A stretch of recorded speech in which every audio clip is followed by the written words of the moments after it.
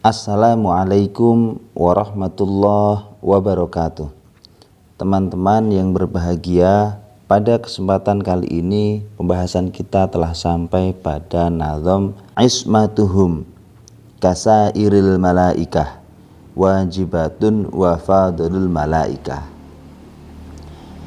Ismatuhum utawi karksone para rasul, maksudnya terjaganya para rasul. Kasairil malaikati halih madani sekerine piro-piro malaikat, terjaganya para rasul seperti terjaganya malaikat iku wajibatun, wajib. Terjaganya para rasul seperti terjaganya malaikat itu hukumnya wajib. Apa yang dimaksud dalam nazam ini? Maksudnya seorang mukallaf wajib meyakini bahwa para rasul dan para nabi itu dijaga oleh Allah dari perbuatan-perbuatan yang menyimpang, seperti halnya Allah menjaga para malaikat. Maksudnya apa? Terjaga dari mana? Terjaga dari perbuatan-perbuatan dosa. Malaikat seperti yang kita pahami bahwa malaikat itu tidak pernah berpaling dari menjalankan perintah yang ditugaskan oleh Allah. Malaikat ditugaskan A, maka dia tidak akan berjalan ke B, tidak akan berjalan ke C, ke D, dan seterusnya. Begitu pula para nabi. Para nabi ini juga dijaga oleh Allah dari perbuatan-perbuatan yang menyimpang. Lalu apa maksud dari nazam ini? Maksud dari nazam ini adalah ayyajibu ala kulli mukallafin ayya'taqida wujuba ismati jami'il anbiya wal mursalin ka wujubil ismati li jami'il malaikah alaihim assalatu wassalam. Maksudnya wajib bagi seorang mukallaf meyakini bahwa para nabi, para rasul dijaga oleh Allah dari perbuatan dosa. Maksumun den jogo, ismatun penjagaan. Apa sebenarnya arti dari ismah? Wal ismatu lugotan mutlaqul hifdi. Ismah secara bahasa adalah mutlaknya penjagaan. Wa istilahan, dan secara istilah adalah hifdzullah lahum minadz-dzambi ma'astihalati wuqu'ihi. Ismah dalam arti istilah adalah penjagaan Allah terhadap para nabi dan para rasul dari perbuatan-perbuatan dosa.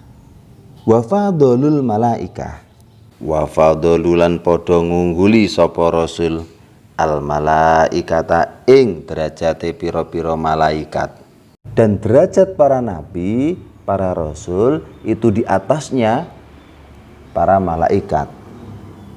Diterangkan lebih lanjut dalam syarahnya, ay annal anbiya wal mursalina afdalu minal malaikah. Maksudnya nabi-nabi dan utusan-utusan Allah itu lebih utama derajatnya dibanding malaikat.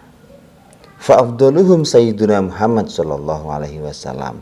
Di antara para nabi dan rasul yang paling tinggi derajatnya adalah Sayyidina Muhammad. Fayalihi Sayyiduna Ibrahim. Yang kedua dilanjutkan Sayyidina Ibrahim. Fa Sayyiduna Musa, lalu Nabi Musa. Fa Sayyiduna Isa, lalu Nabi Isa. Fa Sayyiduna Nuh, lalu Nabi Nuh. Wa haula'uhum ulul azmi. 5 rasul ini adalah rasul-rasul yang bergelar ulul azmi, yaitu para rasul yang memiliki kesabaran tingkat tinggi. Beliau yang menanggung beban berat ketika ada umatnya yang menentang ajarannya. Tidak lantas beliau berdoa kepada Allah untuk menurunkan azab, tapi beliau lebih memilih bersabar menghadapi pengikut yang menentang ajarannya. Sebab itulah 5 rasul ini bergelar ulul azmi. Selanjutnya, derajat tertinggi di hadapan Allah setelah para rasul yang bergelar ulul azmi adalah rasul-rasul Allah yang lain. Kemudian di urutan berikutnya ada para nabi-nabi Allah, nabi-nabi yang tidak diangkat menjadi rasul. Nabi-nabi ini memiliki posisi berbeda-beda di hadapan Allah.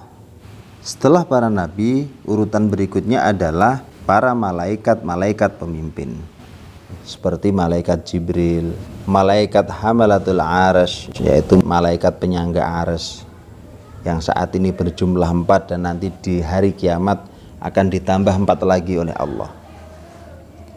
Setelah mereka, derajat tertinggi berikutnya adalah para waliullah, waliullah dari kalangan manusia.